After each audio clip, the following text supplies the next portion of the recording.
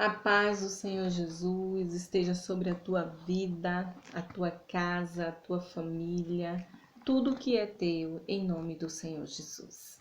Amém? Eu quero refletir com vocês um pouco sobre um texto que está em Marcos 10, versículo 17, começando do 17, que vai contar uma conversa entre Jesus e um jovem rico. E diz assim a palavra do Senhor. E pondo-se a caminho, correu para ele um homem, o qual se ajoelhou diante dele e lhe perguntou: Bom mestre, que farei para herdar a vida eterna? E Jesus lhe disse: Por que me chamas bom? Ninguém há bom senão um, que é Deus. Tu sabes os mandamentos: não adulterarás, não matarás, não furtarás, não dirás falso testemunho, não defraudarás alguém, honra o teu pai e a tua mãe.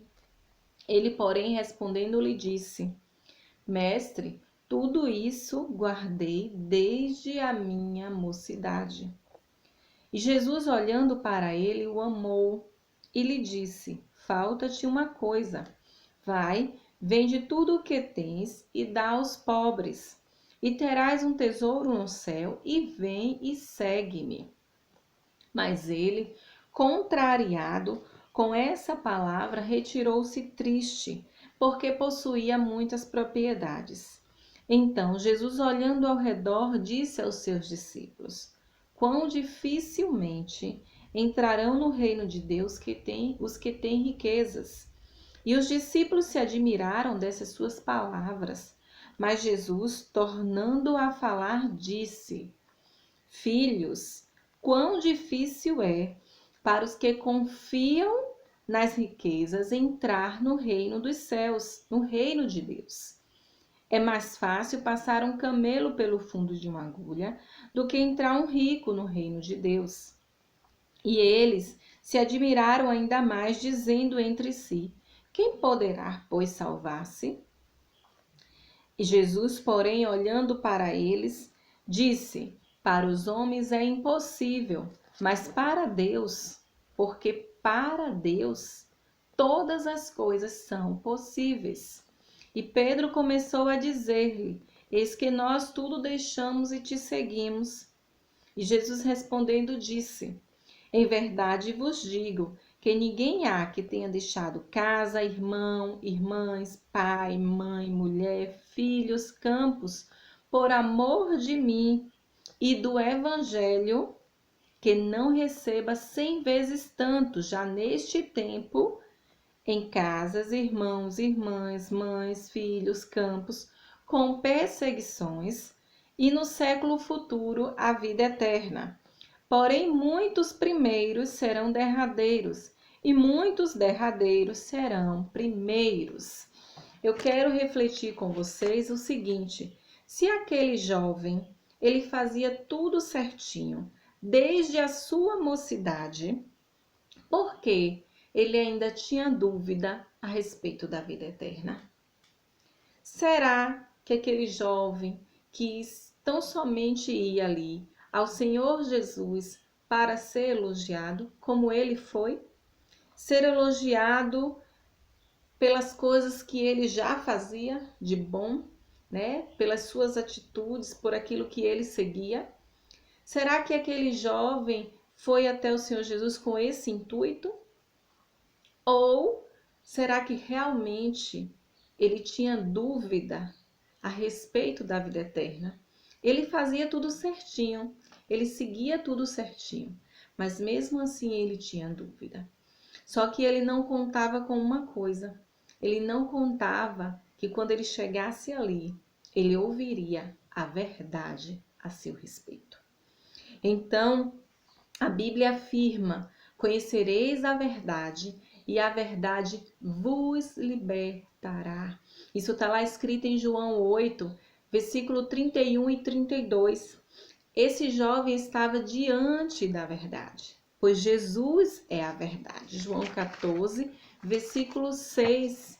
Então, Jesus é a verdade, e quando nos aproximamos dele, ele nos falará a verdade. Mostrará o que precisa ser mudado em nós, como ele mostrou para aquele jovem. Muitas vezes nós já até sabemos o que precisa ser mudado, mas queremos ser elogiados. Queremos ser elogiados por aquilo que nós fazemos de bom. Queremos ser elogiados achando que aquilo que nós fazemos de bom vai compensar aquilo que deixamos de fazer ou aquilo que fazemos de ruim. Eu imagino que esse tenha sido o pensamento daquele jovem. Ele fazia tudo, então uma coisinha só não ia fazer diferença. Eu acredito que ele pensava dessa forma. E os discípulos de Jesus ficaram agora então preocupados com a salvação também, porque aquele jovem seguia tudo certinho e agora tinha algo que precisava ser consertado. Tinha algo que precisava ser mudado. Ele precisava agora fazer algo para mudar a sua história, a sua trajetória, o seu destino, que era a questão da vida eterna. E então, o jovem, ele não aceita ouvir aquela verdade. E ele vai embora triste. Ele vai embora contrariado, como nós lemos, porque ele não aceita ouvir aquilo que o impedia de ser salvo. E muitas vezes nós também não aceitamos ouvir a verdade. E preferimos ser elogiados pelas coisas boas que já fazemos do que ouvir aquilo que necessitamos corrigir, consertar para andarmos com o Senhor. Jesus então acalma o coração dos seus discípulos, porque agora todos ficaram preocupados a respeito da salvação. Os discípulos de Jesus também ficaram preocupados. E Jesus acalma os seus discípulos afirmando que para Deus tudo é possível.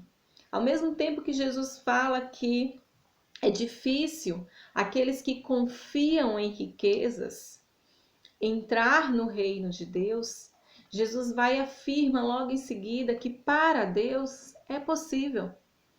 Então, quando nós permitimos o Senhor entrar no nosso coração, abrimos a porta para Ele, é possível. É possível a mudança, é possível a transformação. Então, em Efésios 2, versículo 8 e versículo 9, vai dizer para nós que nós somos salvos pela graça de Deus. E essa graça é mediante a fé.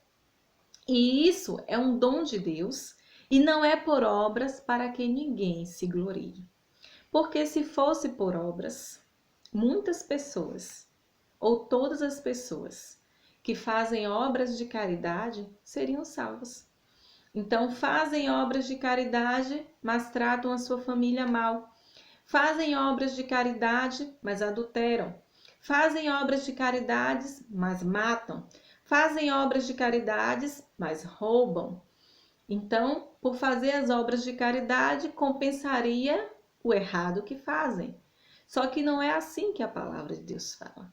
A palavra de Deus fala que não é por obras que nós somos salvos, mas é um dom que vem de Deus. Mediante a fé, é a graça de Deus sobre as nossas vidas. E então, quando nos aproximamos do Senhor, como ele achou, né? Como ele olhou para aquele jovem e ele amou aquele jovem, ele também, quando nós nos aproximamos dele, ele olha para nós e ele nos ama. Ele nos ama. E por nos amar, ele falará a verdade para nós. Por nos amar, ele dirá aquilo que precisamos consertar, aquilo que precisamos mudar, o caminho que precisamos tomar de volta, voltar ao prumo certo. E então, assim como ele convidou aquele jovem a segui-lo, ele também nos convida. Ele te convida, ele me convida a segui-lo. O Senhor Jesus amou tanto aquele jovem que queria aquele jovem perto dele, para ensinar aquele jovem o caminho que conduz à vida eterna. E aquele jovem então percebe ali que o amor às riquezas, a confiança nas riquezas, o impedia de seguir a Jesus. E ele tinha plena convicção de que ele cumpria todos os mandamentos, mas com o pedido de Jesus, ele se entristeceu, pois ele percebeu que ele deixava de cumprir o primeiro mandamento. E o primeiro mandamento é amar ao Senhor teu Deus de todo o teu coração, de toda a tua alma, de todo o teu entendimento e com todas as tuas forças. E aquele jovem percebeu que ele estava se contradizendo quando ele achava que cumpria todos os mandamentos. Muitas vezes achamos que porque fazemos coisas boas estamos salvos, mas não é bem assim. Eu quero te convidar a experimentar, se aproximar do Senhor Jesus. Eu quero te convidar a você entrar no teu quarto, no teu secreto, e convidar o Senhor Jesus para sentar ao teu lado e conversar com Ele. E perguntar a Ele a respeito da salvação. Perguntar ao Senhor Jesus a respeito da vida eterna. Porque tudo isso aqui vai passar. E um dia nós estaremos de frente com o Senhor. Estaremos de frente com Deus. E então, uns para a vida eterna e outros para a perdição eterna. E eu quero te convidar a você aproveitar este momento e perguntar ao Senhor Jesus a respeito da salvação. E eu tenho certeza de que Ele te falará a verdade. Deus te abençoe.